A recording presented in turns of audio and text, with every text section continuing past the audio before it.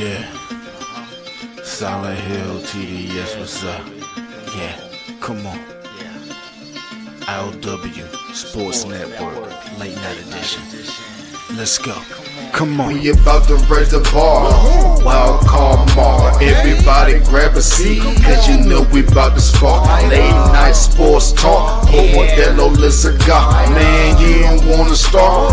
Wild card mark. We about to raise the bar. Wild card mark. Everybody grab a seat, cause you know we about to spark. Late night sports talk. Modelo Le Cigar. Man, you don't wanna start. Wild card mark. Hey. L Boogie with the hot flame, ashtray full of top names, little tree for your membrane. This the 9-hour time frame. I just snatched up a 6-pack, got my hands on a lid pack, whipping up a little batch of snacks. Yeah, man, I think I'm all set. Late night, can't sleep, go ahead and just tap in. Better grab you a cold one, and we about to get some laughs in. Wild card on the microphone, he'll hit you with a couple flurries. Y'all need to just strap in for some entertainment sports commentary. We about to raise the bar. Wild card mark. Everybody grab a seat, cause you know we about to spark. Late night sports talk. Modelo Le Cigar. Man, you don't wanna start. Wild card mark. We about to raise the bar. Wild card mark. Yes, sir. Yes, sir. Yes, sir. Yes, sir. What it do? What it do? How y'all doing out there? Y'all know what it is. The last episode of the week. It's your man Wildcard Mara in the building. I apologize for the late start. Hey, busy man on Wednesdays, but I'm going to make sure y'all get your show. All right, make sure you get your show. But hey, appreciate everybody. Make sure you like, share, subscribe, all that good jazz. But let's get into it, man. Let's get into it. Obviously, you see the headlines, man. We're gonna have some things to talk about.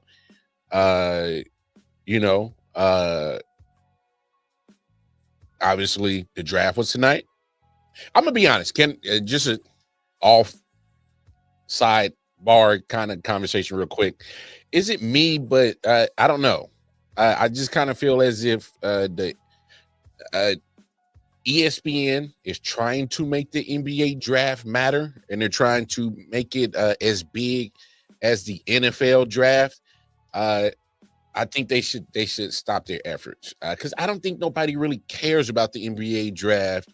For me, so let me speak for me. I don't care about the NBA draft is because I just think the talent pool is so limited. I think the talent pool is limited. I think once you get past a certain, threshold in the draft, in my opinion, once you get past those lottery picks, is pretty much it's not much really there.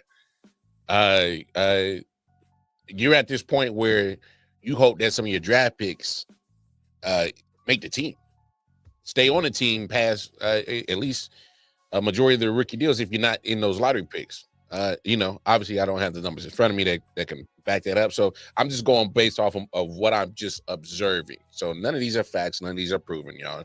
It's just, I'm just going based off of observations, and I'll let y'all know that. All right. Because I do like to, when there are times that facts need to become facts, and this is just opinionated like hell, folks. That's all. But what I will say is, if you get those lottery picks for sure, man, you in there, bro. You are in there. You are in there like swimwear. That's how you you can help change your franchise real quick. And shout out to Cooper Flag. I'm gonna come on. Nobody else was going number one. I mean, that was just a given. Especially the fact that trade Luka to LA. Hey, get your number one pick. Yeah, coincidence? I think not. But regardless, Ace Bailey, as we talk about the draft, he was an interesting or had an interesting, I should say, path to the draft. Just the last few months, obviously, because he was well talked about because he decided not to work out with any of the teams. And, obviously that's going to be very talked about. You know what I'm saying? And there are times where, there's going to be talks about like, hey, why did he do this? Why did it? Who gave him this idea? Or, so and so and so forth. And obviously, they're going to talk about why did you not work out with any team? I might have my opinions, but this is this was kind of like one of those things where he got drafted. Some things came out, and people are going to call it controversy. After we hear this clip, I'm going to kind of give my take, and I don't think it's really controversial. I just think he's looking at it at a different approach. Let's take a listen. Jonathan, I understand you have some news from Ace Bailey. What more can you tell us? Malika, Ace Bailey did not work out for a single NBA team. He's the only U.S. prospect that declined to do so. This was not one of his preferred destinations, Utah. He was hoping to get to either Washington, New Orleans, or Brooklyn. The Utah Jazz selected Ace Bailey knowing that this is a little bit of a stunner, but if you think about it, this is an outstanding place for Ace Bailey. They have a wide open wing situation. They have a huge need for a star in his mold. They have an outstanding coaching staff. I think Ace Bailey is going to recover from this very quickly and realize that he landed in an outstanding situation with the Utah Jazz. It just shows you there's only so much an agent can control in this process. If an NBA team decides they're going to take Ace Bailey, that's exactly what happened. And this is the first move that Austin Ainge has made as a head decision maker in the NBA, and it's a big one. So I wanted to focus on Ace Bailey is because obviously after he got drafted, the news came out Utah wasn't his preferred place, and I just feel like let's not blow that out of proportion because the young man said, hey, I didn't prefer Utah. I mean, what's the problem with that? I mean, I love Kansas City. All right. I love my city, but it's not for everybody. It's not everybody's preferred city. I lived in North Carolina for many years. I love North Carolina. It may not be the preferred place for people. I lived in Jersey for 10 months. That's damn sure not my preferred place. Jersey's a shithole. Yeah, I said it. So all you Jersey folks get mad all you want. I don't care. I don't care to be there. All right. Food's mediocre.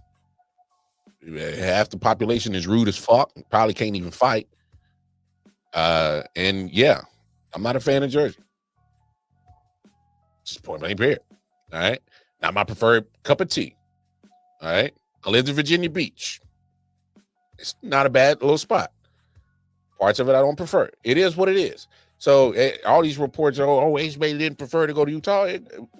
Please, let's not blow that out of proportion. What's wrong with having a preferred destination?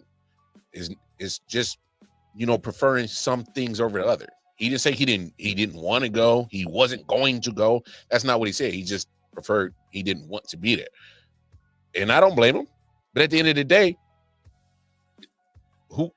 just his preference. It shouldn't be blown up.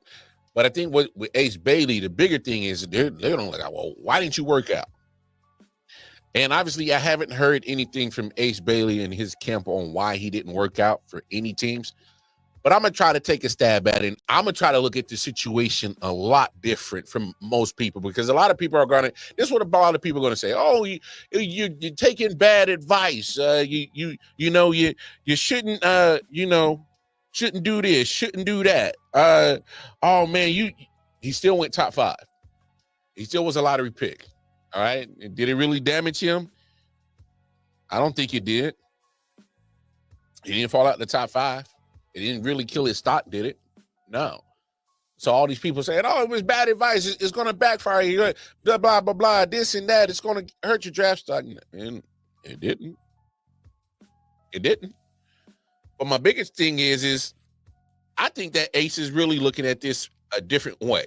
And obviously, like I said, I don't know what has been released. I haven't heard anything, seen anything from him or his camp on why he didn't work out for any team. But this is just my guess.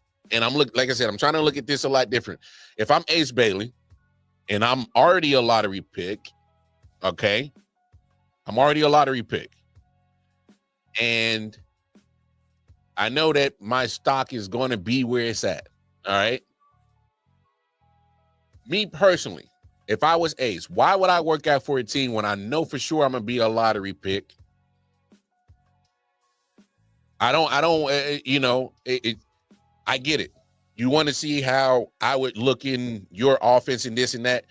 But if I'm Ace and I know for a fact that I'm a lottery pick, why am I doing this dog and pony show of working out and putting my body through these, what you want to do, whatever. It's a dog and pony show. So you want me to run up and down the court, make these cuts, pass it, and I get it. A lot of people say, oh, well, are you not competitive? I don't think that's competitive in that situation. They're really going to, have you do all this physical thing, and you're not guaranteed to sign you. Hypothetically, and obviously y'all know me, I don't do a lot of hypothetical situations, but just rock with me on this one. Because I think I haven't heard this scenario happen, but if it does, and at some point I think it will, if I'm a high lottery draft pick in the NBA and you want me to do all these workouts and I work out for you, what if I get hurt? What if I get hurt? Slip, pull a hamstring, pop a tendon, an ACL, Achilles. I'm just being serious. I'm just being honest. Like, we don't know if these situations have happened before or they could possibly happen. If I'm a prospect and you want me to work out for you so bad and I hurt myself, what happens after that? What happens to my draft value? Like, literally, if you get hurt in the middle of these workouts, I can probably guarantee that your draft stock will probably drop because they know for a fact they're about to lose you for at least your rookie year. Now, we have seen in the NBA that they will still draft people high because of the possibility, the potential of you. Like, we saw Joel Embiid go high. We saw Zion go high. Still had some issues with their durability in their rookie seasons. You know what I'm saying? So we still see people still get drafted high, and I understand that's still a possibility as well. But what's the insurance? What's the insurance if I get hurt on these workouts for these prospects? Because I'm not an employee. I'm a prospect. I'm pretty sure there's some waivers and stuff that and some tape that gets handled in all this and that we don't know as fans. So understand that I'm coming at this as a fan perspective. All right. So if I'm Ace Bailey, I'm like, if you really want to know what I can really do on the court, put on the film. Put on all my freshman, sophomore, junior, senior, whatever, how much tape you got at me at Rutgers. Put it on. Put it on. Because for me personally, me doing these drills, unnecessary physical movement for what? What is that really going to tell you? What is it really going to tell you? All right. You can find out about me, Ace Bailey, as a person. Sit down with me, have a conversation with me, have lunch with me, and we can have some real man-to-man talk. You can know who I am, know where I'm from, know what I'm about. Talk to my peoples. They see where I'm coming from. I think the process of getting drafted in the NBA, in the NFL, they kind of starting to mirror each other. I think it's outdated. Why am I throwing my body through all these physical drills and this and that? No. You really want to know how I really get down on the football field, on the basketball court? Throw on the film. Film has never lied. The eye in the sky has never lied. It has never lied. But I think the process of these draft process, come and get to know me. Come to my hood. Come see where I'm from. Meet me and my peoples. I'm just saying, like if you really, hey, come on down. I think the process is backwards nowadays. I think it should be more of a recruitment for y'all to come look at me. Y'all should make a case on why y'all want me to play for y'all team. I think it's backwards. I'm the commodity. I'm the content. They're not coming to see the general managers. They're not coming to see the head coaches. They're coming to see the basketball players. I think it's backwards. The process should be more y'all making a case on why I should be part of y'all squad. I know I sound crazy, and that's okay. I'll be glad to stand alone.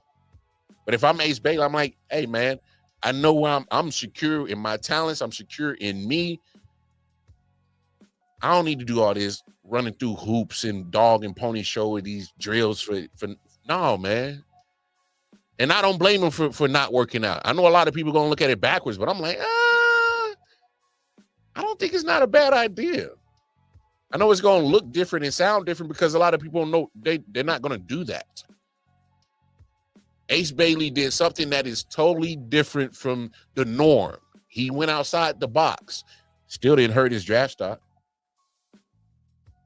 because he was securing himself enough. And this is assuming, and I'm just looking at this from a fan perspective, and I shouldn't assume, but he's probably like, I'm like that. They still gonna get me, and they still, sure as hell, still a lottery pick. So it didn't hurt him. So all those people, it's gonna backfire, it's bad. No, it didn't hurt his draft stock. And there's nothing wrong with thinking outside the box. I wish people would stop with this whole, you got to do it this way. Says who? Is there a rule book on how you should handle certain situations, on how you handle your draft process? I don't think there's no rule book. What these quote unquote unwritten traditions on how to handle those situations? Everybody should be able to handle their business how they handle their business. Ace Bailey handled his business the way he saw fit, and it didn't hurt him, not one bit. He didn't get to go to a preferred place. Okay, fine. But like the piece said, and I forget the gentleman who dropped the take. If he's going to a place that he can thrive, he might look back and say, I know they want to come to Utah. All these mountains, all this snow. I mean, I got some snow bunnies. I like that. I don't mind that. But come on. I don't know. I've flown over Utah and driven through Utah. Ain't too much. I don't think ain't my cup of tea. Ain't my preferred little destination I would want to. But hey, some people have made the most of it. All I'm gonna say is find your hobbies or just be entrenched in basketball. Don't get in trouble, man, out there, man. Don't get too bored. Stay active, stay busy. But I don't know. I'm just starting to look at things different, and maybe Ace Bailey looked at it different that way. I don't know. Again, we don't know. Nothing has been revealed from him or in this camp. But just me personally, I just think, hey, I didn't hate his strategy. It's unorthodox. It's different. It's okay with different. It's okay with not following the norm. Oh man, don't make no noise during the draft process. It'll hurt your stock. He said, bump that. I ain't working out for none of y'all. I don't blame him. Because me personally, I already know me. Mars saying, I ain't working out. Because if I get hurt, what's my insurance? Am I still gonna get my bag? Is it gonna kill my draft status? Then we can chop it up, get to know me, get to know Mar, I get to know the franchise, we can politic, cool. I ain't doing none of that physicals. I'm good. Same thing with the NFL. I wouldn't work out neither. Like, there's many a times that NFL players don't work out and don't hurt their draft status. That's what I'm saying. Like, I'm getting confused on the discourse about how Ace Bailey handled the situation when we see it all the time in the NFL. Oh, it's not the same sport, Mark. Well, okay. The process is looking the same between the NBA and the NFL. The dog and pony show, do all your physical, There's gonna be some reports of somebody saying, "Oh, he said this, he said that, he said, she said," you know, starting to mirror each other. So I don't know. Maybe I'm crazy. I don't know. But let's have a quick, since I was saying I was coming through that take through a fan's perspective. Let's have a fan public service announcement right now. Right, we need a full fan PSA, and I think I've given a fan PSA before, but it looks like I need to do it again because this situation happened the other night. If y'all are familiar with Ketel Marte, fine young baseball player, damn good baseball player for the Arizona Diamondbacks. They were in Chicago on the South Side playing the White Sox, and this situation happened, and now the consequences and the fallout are happening. So let's take a quick listen. Take a quick look. A Chicago White Sox fan is now banned indefinitely from all MLB stadiums after he was heard heckling an Arizona Diamondbacks player at yesterday's game, ultimately bringing that player to tears. Our Sarah Maki's checking in with fans as both teams face off again today at Wright Field. And Sarah, I'm curious what the reaction is out at the ballpark. Right, Marie, when we talked to fans as they were walking in, they had one unified response about the ban. Good. That heckler reportedly bringing up a deceased mother to a player out here, bringing him, like you said, to tears, something that both sides are now condemning. And it's also bringing up a bigger conversation, one about sportsmanship on the field and in the stands. A show of support at the ballpark for Arizona Diamondbacks player Ketel Marte as he took the field in Game 3, a big turnaround from just one day before. Welcome back to Chicago. This is from the previous pitching change. Torey Lovullo with Ketel Marte in tears on the pitcher's mound, waiting for the reliever to come in, consoling Ketel Marte, who was in tears during that break. Marte in tears after a heckler reportedly referenced his mother, who died in a 2017 car crash. An insult that hit Marte as he headed to the dugout and caused Diamondbacks leadership to react. It was a terrible moment. Fans are nasty and fans go too far sometimes. And I love my players and I'm going to protect them. Speaking the next morning, White Sox staff confirmed the fan had been banned, and they've reached out to Marte to apologize, a move supported by fans from both sides. I support fans being enthusiastic, but being respectful at the same time. I don't think you should get personal with the players. I mean, it's about baseball. I think it was the right choice, you know. I don't think that should be tolerated at any baseball field, you know. It's just, it's inhumane. This is Arizona's last game of the series here in Chicago. The White Sox did win, fans still leaving right now. From Wright Field, Sarah Maki, CBS News, Chicago. Yeah, PSA time. It's PSA time because I've done the PSA before, but it looks like we got to give it again. What the hell is wrong with y'all, man? No. Like for real. I'm talking about all of us as human beings. As I don't care what you look like, where you from, background, sexual orientation, sexual preference, none of that shit. I don't give a damn about none of that. I'm talking about all of us as a human race. What is wrong with us? What is wrong with us, bro? Like, sports are supposed to be something fun, supposed to be enjoyable. If you ever played them, you know what I'm talking about. If you ever gone to a sporting event, you know what it is to be there. First of all, this goes beyond sports. Like I said, this is about humanity. Like, what's wrong with us, bro? To literally be that bored to go and research something so traumatic about a player, and then to go to a ball game and to weaponize that against him is, to me, is mind-blowing. That's crazy. It's absolutely crazy. And I know a lot of people say, "Oh man, society's getting soft. He did nothing wrong. He's just heckling." No, that was trying to literally That was verbal abuse. That was literally to verbally hurt him, and it worked. I just think that's wild. I think that's crazy. And the one fan said that was, inhumane, and it's borderline that shit.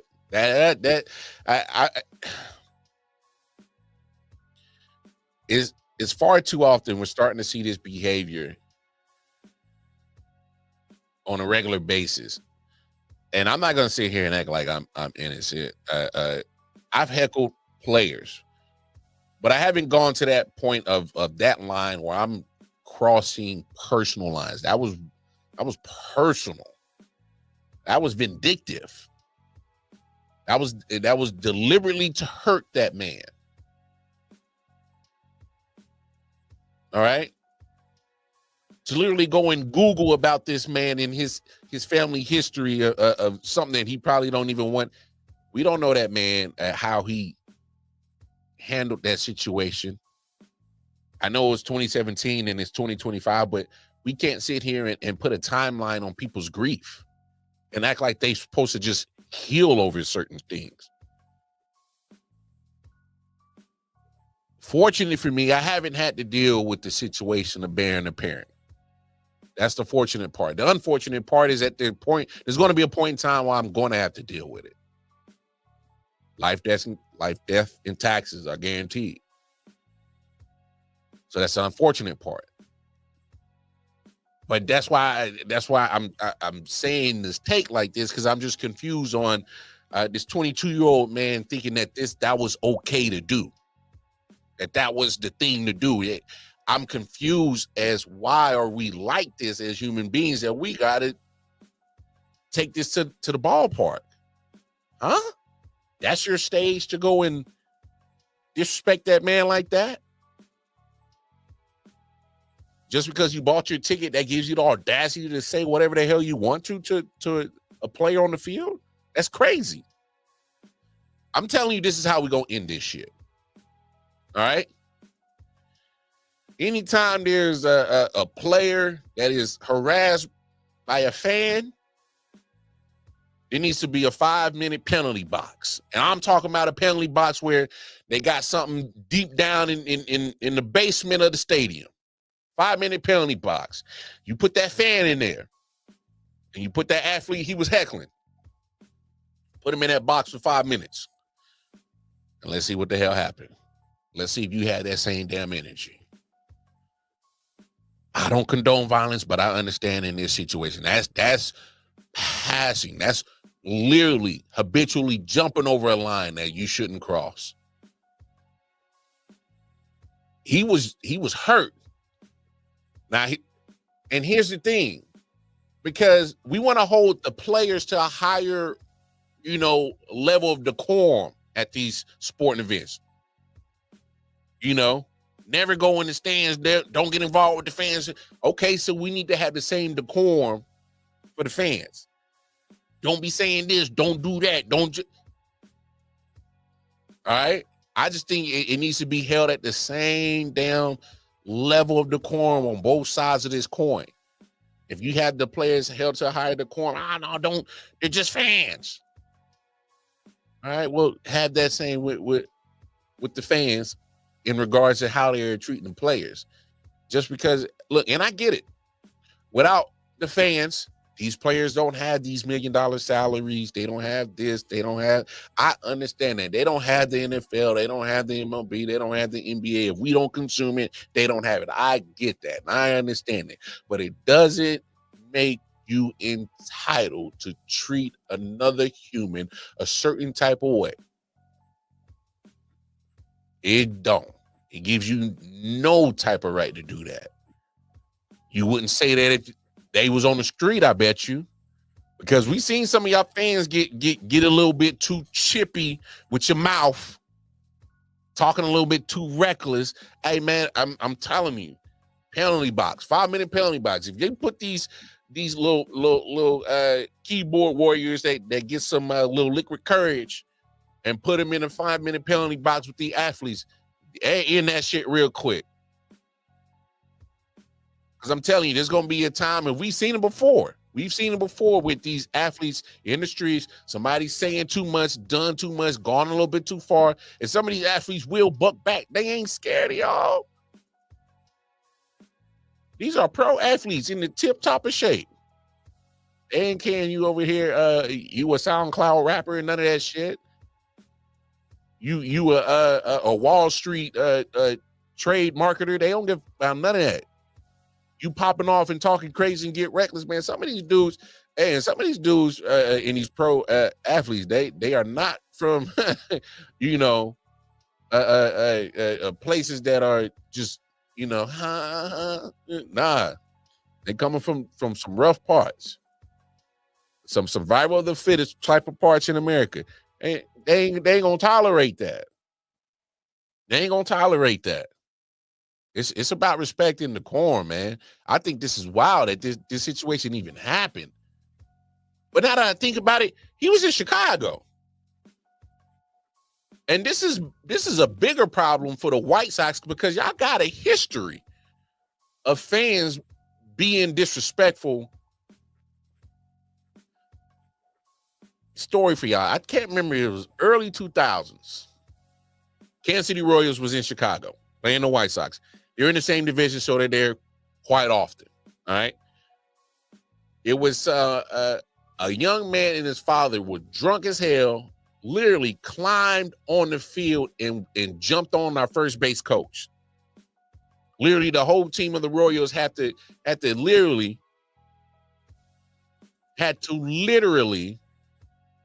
go out and beat homeboy off and jump up off. Matter of fact, I'm gonna go try to find the video right now.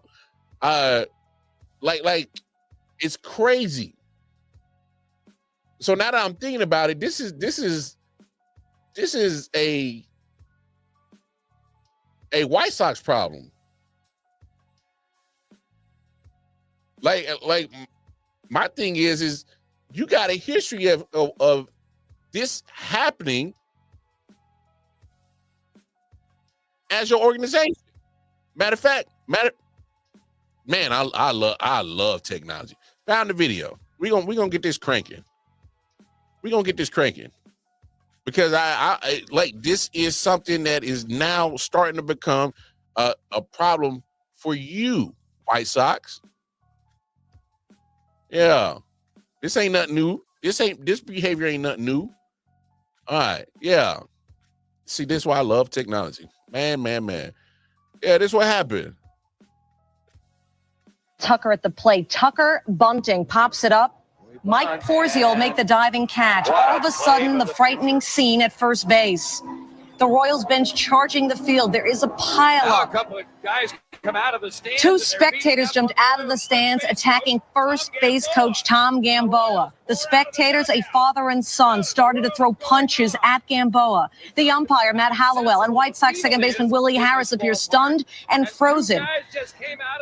The 54-year-old Gamboa had to defend himself, kicking the attackers. Here's the disturbing scene right there as he tries to defend himself from this father and son. And then the Royals players and coaches rushing to his aid. When the melee was finally broken up, Gamboa is walked off the field with a large welt on his head. He would say later he was stiff and sore. The umpire, Hallowell, and the hitting coach, Lamar Johnson, picking up pieces of broken glass. They found a folded pocket knife at the scene. Gamboa in the dugout, smiling but very relieved. Y'all ain't learned y'all lesson? Y'all ain't learned y'all lesson? Glass, and they found pocket knives? So that situation could have got a lot worse. And this was early 2000s. Damn near 20 years later, you still ain't learned y'all lesson on how to handle your crowd? How to handle unruly behavior? All right. I know this situation with Cattell Martell is verbal and is disgusting, but y'all got a history of just having just real disgusting pieces of shit in your stands. And I'm not excluding them. We got pieces of shit in all the sports fans in every stadium. So this PSA is to every piece of shit that if you take your ass to a sporting event and you just a piece of shit, please do us all a favor in society. Keep your ass at home. If you don't know how to act in public, you don't know how to have the right decorum, you can't keep your hands to yourself, you can't, you're over there yelling out personal stuff to deliberately hurt somebody, verbally hurt somebody, keep your ass at home.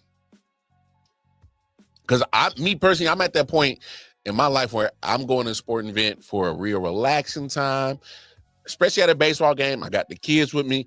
Come on, man. Please don't have me show my ass in front of my kids. Please don't. They don't need to see that side of daddy.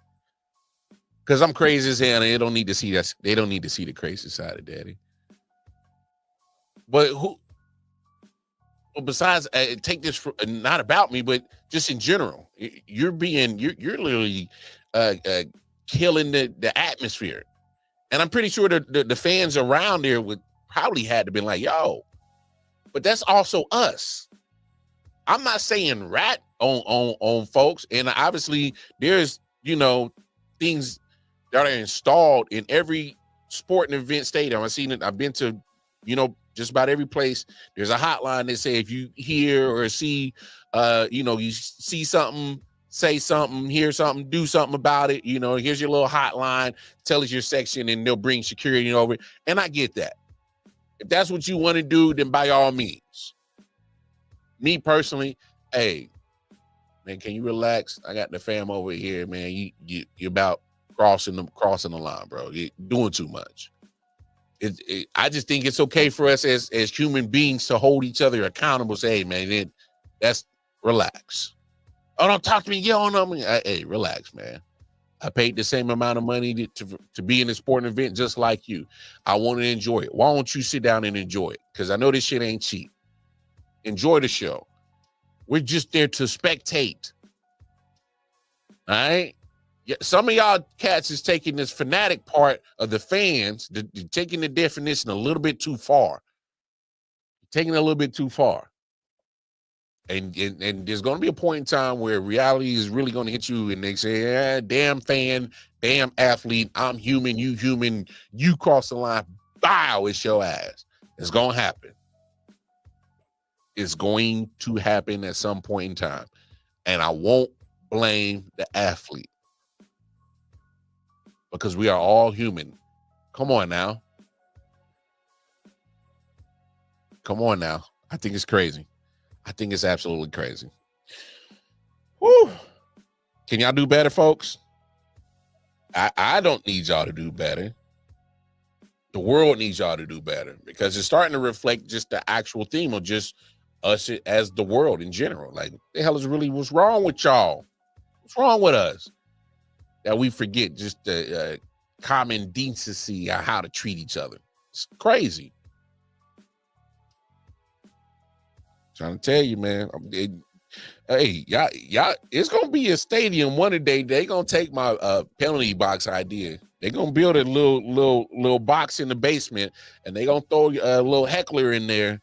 And then after the game is over, they say, hey, Ketel Marte, we got him. Yeah. You want 5 minutes or not? Poppy, I only need one. Papa, I only need one. I'm telling you, man. Y'all gonna keep messing around with these people, man. They gonna whoop y'all ass. Y'all better leave these damn pro athletes alone, man. What's up with you? Shout out to my man Omar Ball and Bud Sport and Entertainment. Y'all tap in with the fam over there. I'm just saying, man. Watch out for them. Y'all better leave these folks alone. One more topic, right here. Travis Hunter.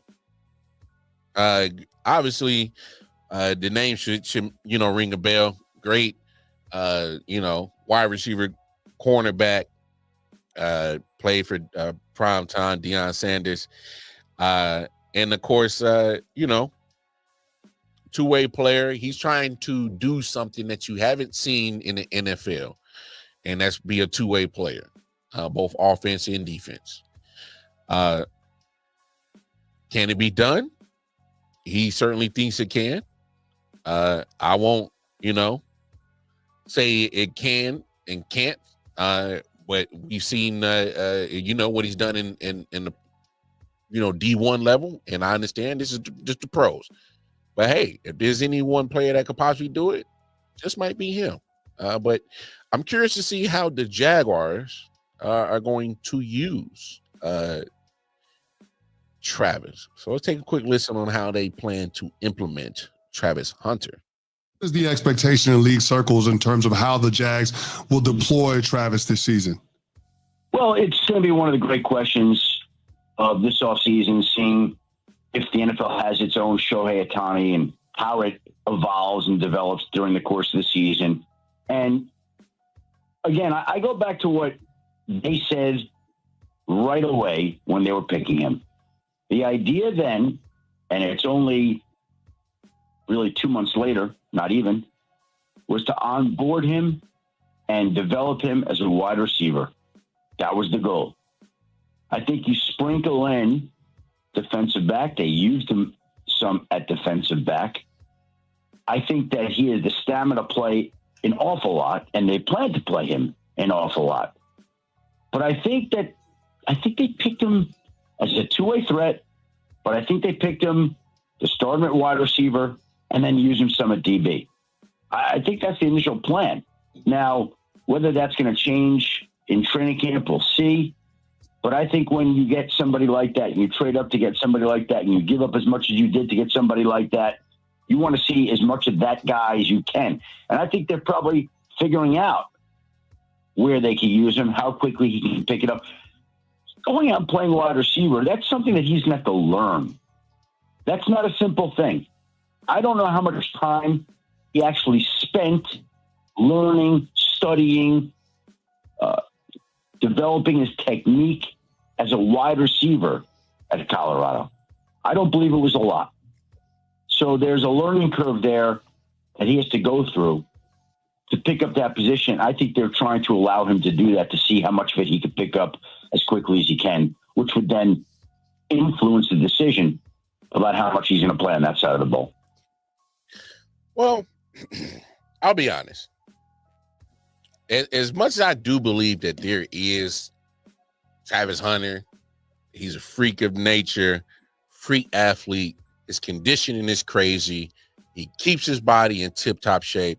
I follow him on social media, and obviously he does a lot of posting on what he does.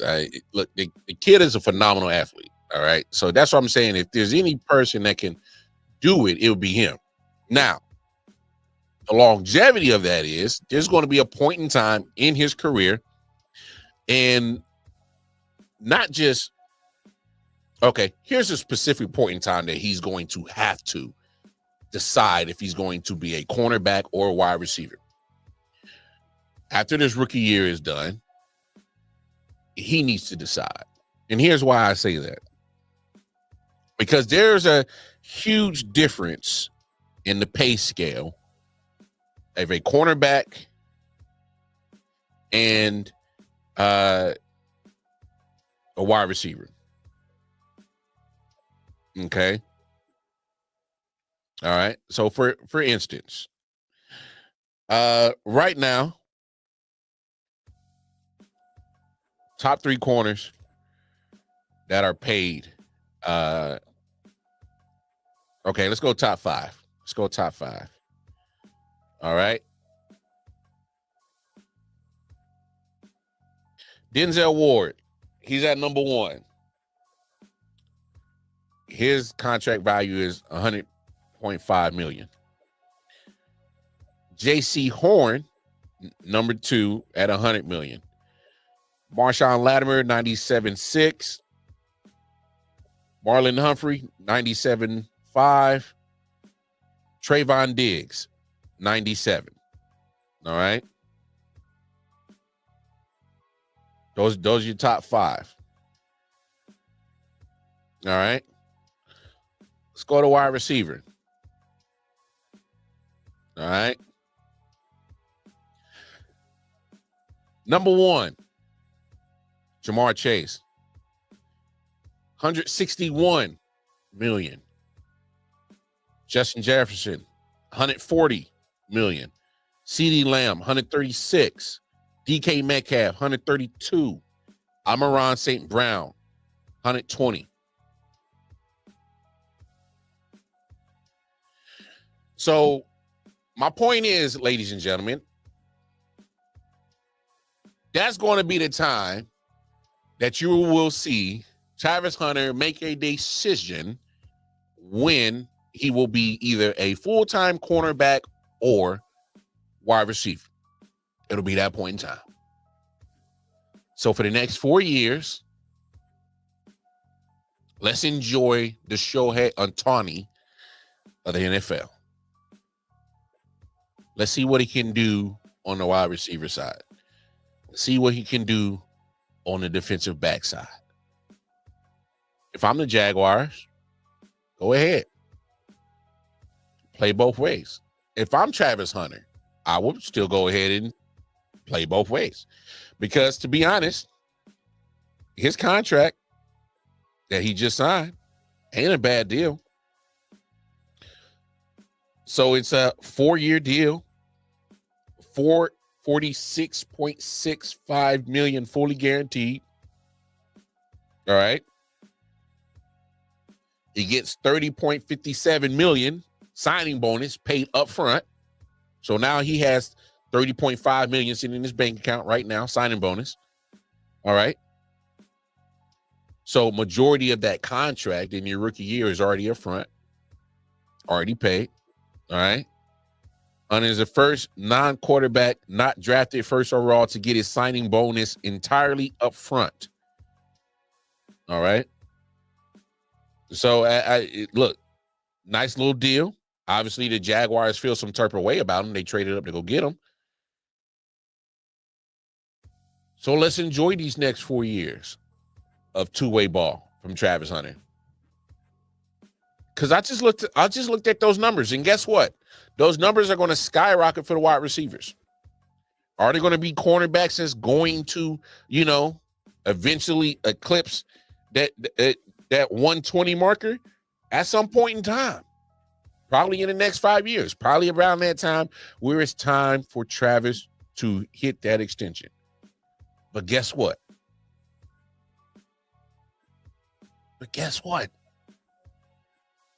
That 100.5 value at the top of the cornerback, that is nowhere close to the bottom of the top 5.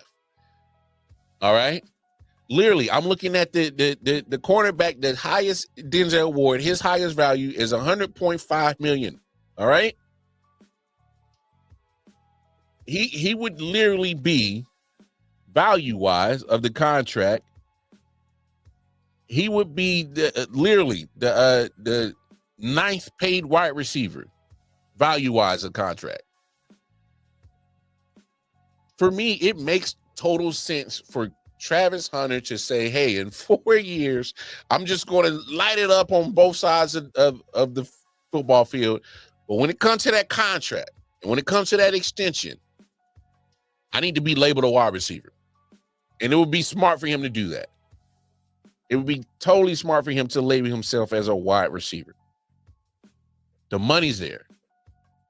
And in football, because the longevity isn't guaranteed, you need to maximize on as many dollars as you can. Now, I know Travis does a lot of social media stuff, streaming, and those are other avenues of money. I'm not sure if his endorsements, me personally, his personality and just how he is, he's a goofy young kid. I don't think he's marketable. That's just me. I think he's kind of slightly he's just being a kid, but he's a cornball. All right. I saw that dancing he was doing and when he just got married, and he got to chill out sometimes. He a little corny to me. Hell of a football player. But in 4 years, He needs to label himself as a wide receiver permanently for the actual financial benefits of it. Because we know he can play wide receiver. He done phenomenal things at Colorado. Made some phenomenal catches. That, you know. And I know Adam Schefter said we don't know how he's not sure how much time he spent honing in his craft. Look, Travis Hunter is an athlete. Just naturally, he's better than 90% of the world. Just naturally of being an athlete that he is. Because he could hoop. He's damn good at basketball. Pretty sure he can play some baseball. You know, he probably deadly on the soccer field. I don't know. He's an athlete. So whatever time he spent working at wide receiver or cornerback, hell, it landed him D1 scholarships, had him at the #1 recruit, and he's been doing two-way. He's been doing two-way. This is why I think a lot of people are confused on why he's like, oh, which way should I? He's been doing two-way in high school. I know a lot of people did two-way in high school, but he continued in college. Not a lot of people do two-way in college, especially in these day and age. They're not. So now that he's in the pros, hey, they gave him the contract, the rookie contract, 30 up front, 46 fully guaranteed. Hey, let's get it. But in 4 years, if I'm his agent, Trav, just make a decision. You need to be labeled himself as a cornerback or a wide receiver. Why does he have to label himself? He can set his own market at the production. That's not how the NFL works. You know that, Bobby. Ask Le'Veon Bell how that worked. Le'Veon Bell was their leading rusher, 1,000-yard rusher. He was their #2 wide receiver behind Antonio Brown. He tried this before. He was literally trying to get paid for 2 different positions because he played 2 different positions. He says, hey, pay me as a running back and pay me as your #2 wide receiver. He literally set out missed a year of his time because he believed wholeheartedly that, hey, this ain't fair. This ain't right. I'm giving you 2 positions in one body. Pay me for both of them. He set out. So these franchises ain't caring that he's producing at 2 positions. If you're producing at cornerback and you're producing at wide receiver, they're going to pay you for 1 position. So if that's the case, if I'm Travis Hunter, then pay me as a wide receiver and not as a cornerback. The market is much higher and much lucrative at wide receiver. That's the game, how they set it up. That's the game that they play. It'll be up for the Jaguars to change that narrative. If they want to pay him for a wide receiver, and say Travis Hunter in 5 years has put up the numbers as a solid #2 or #1 wide receiver, and he has the efficiency to play, top 15 corner-ish in the NFL. You know what I'm saying? That's snaps, man. That's snaps. That's not payment. They're not paying Debo as a running back 2 and a wide receiver 2. They paying him as a wide receiver 2. All right? You talking about negotiating for snaps. I'm talking about money, Bobby G. They can have the snaps. I'm talking about money. I'm talking about when it comes to how you classify me as a position on your wide receiver roster, because it matters, you need to classify me as a wide receiver. Nah, they gave him wide receiver money. We must be looking at 2 different contracts. I don't think they really paid Debo as that guy. That's not me. They was talking about snaps. They can talk about snaps. Give me the money. We all know that the wide receivers are going to get more money than the cornerbacks. Pay me as that. Because at the end of the day, you're not going to get that value for yourself as what your production does, especially if you playing more than one position. They're going to ask you to how are you, what's your position? It happens in every negotiation. TJ Watt, I believe that was part of his negotiation. He was like, nah, man, you're not gonna label me as an outside linebacker because the market is not there. But DN is. DN is there. The money is there at defensive end. You gotta ask for a label.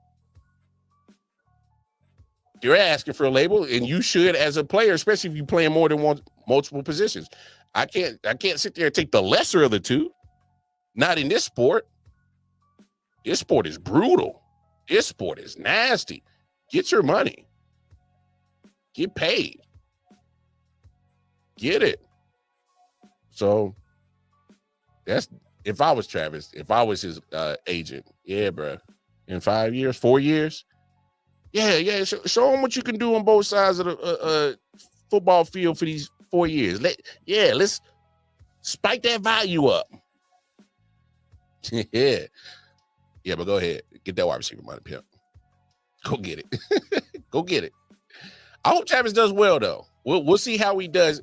One thing I am curious about with Travis, because I know if you look at his snap counts at Colorado, he played almost damn near 100 plus snaps every game. He played that pretty consistently, 100 plus snaps. So you're going to get him on the field. And at that point, you make sure you do get him on the field. He's a great athlete. You just get him on there. You know, me personally, if I'm on defense, I'm saying, hey, man, I just need you to get a stop real quick. I throw him on some couple of, defensive plays. And then on the wide receiver side, I'm like, because I like Brian Thomas Jr. That's a nice little compliment, for wide receiver room right there. You know what I'm saying? When he tried to give him 55 and he held out the sight and his snaps at the running back or the wide receiver, only playing wide receiver. And that was 22, a 3-year, $71 million deal. That ain't shit. That wasn't shit. So he still got robbed. If that's the case, that's 3 years ago and 71 million, and that's all he got. He still got undervalued. I wouldn't consider that a W. What Debo was doing at that point in time, and all he got was a 3-year, $71 million deal, he still got undervalued. I'm sorry. He got robbed at that point in time. So still sold itself short. He left money on the table. Because you look at now, Brandon Ayuk was on the same squad. He got 120 million. And that's all right. So, to each his own. To each his own. But all right, y'all, I'm gonna get up out of here. Y'all know what it is. I know it's a late start, but I wanted to make sure that I get y'all a show, because that's what I'm gonna do. I'm gonna get y'all a show Monday, Tuesday, Wednesday. We gonna make that happen. All right. So y'all know what it is. My late night owls, my sports fans, y'all know what to tap in with on Monday, Tuesday, and Wednesdays. It's your man Wildcard Mar.